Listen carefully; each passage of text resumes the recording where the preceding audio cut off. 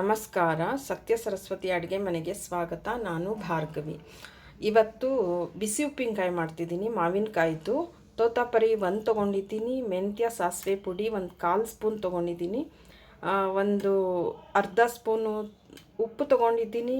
ಅಚ್ಕಾರದ ಪುಡಿ 1 ಸ್ಪೂನ್ ತೊಗೊಂಡಿದ್ದೀನಿ. 1/4 ಸ್ಪೂನು ಅರಿಶಿನ, ಸರಿ ಇಂಗು, ಸಾಸಿವೆ, ಎಣ್ಣೆ ಒಗ್ಗರಣೆ ತೊಗೊಂಡಿದ್ದೀನಿ.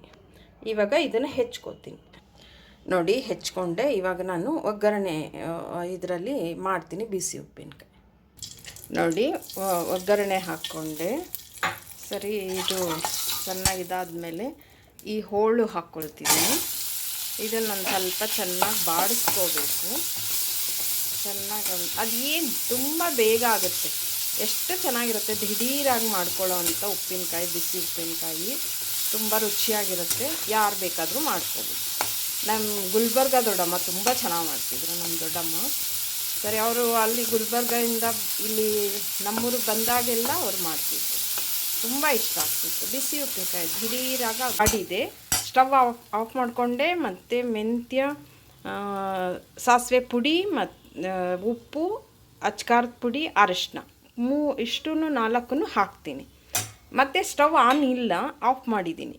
ಚೆನ್ನಾಗಿ ಹಿಂಗೆ ಮಿಕ್ಸ್ ಮಾಡಿಬಿಟ್ರೆ ತುಂಬ ಚೆನ್ನಾಗಿರುತ್ತೆ. ಚೆನ್ನಾಗಿ ಒಂದು ಸ್ವಲ್ಪ ಮಿಕ್ಸ್ ಮಾಡಿ ಮುಚ್ಚಿಟ್ಬಿಡಬೇಕು.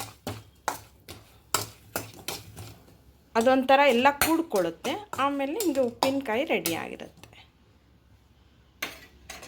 ಈಗ ನಾನು ಮುಚ್ಚಿಡ್ತೀನಿ. ನೋಡಿ, ಒಂದು 5 ನಿಮಿಷ ಮುಚ್ಚಿಟ್ಟಿದ್ದೆ.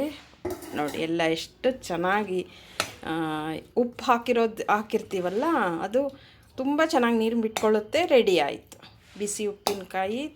ಊಟಕ್ಕಂತೂ ಅಷ್ಟು ಚೆನ್ನಾಗಿರುತ್ತೆ. ಬಿಸಿ ಉಪ್ಪಿನಕಾಯಿ ರೆಡಿ ಆಯಿತು.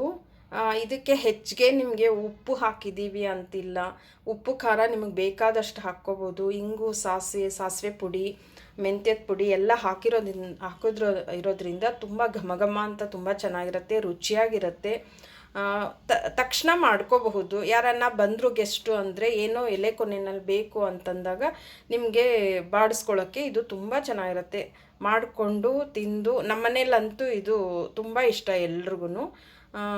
ನನಗಂತೂ ತುಂಬ ಇಷ್ಟ ಇದೆ ಮಾವಿನಕಾಯಿ, ಈ ಥರದ್ದು ಉಪ್ಪಿನಕಾಯಿ. ಮಾಮೂಲಿ ಉಪ್ಪಿನಕಾಯಿ ಆದರೆ ಅದು ಜಾಸ್ತಿ ಉಪ್ಪು ಸೇರಿರುತ್ತೆ. ಇದಕ್ಕೆ ಆ ಥರ ಇರಲ್ಲ. ತುಂಬ ರುಚಿಯಾಗಿರುತ್ತೆ. ಮಾಡಿಕೊಂಡು ನಿಮ್ಮನೆಯಲ್ಲೂ ತಿಂದು ನನಗೆ ಹೇಳಿ ಹೇಗೆ ಬಂತು ಅಂತ. ನಿಮ್ಗೆ ಇಷ್ಟ ಆಯಿತಾ ಇಲ್ವಾ ತಿಳಿಸಿ. ನನ್ನ ಚಾನಲ್ ಸಬ್ಸ್ಕ್ರೈಬ್ ಮಾಡಿ, ಶೇರ್ ಮಾಡಿ, ಸಪೋರ್ಟ್ ಮಾಡಿ. Thank you.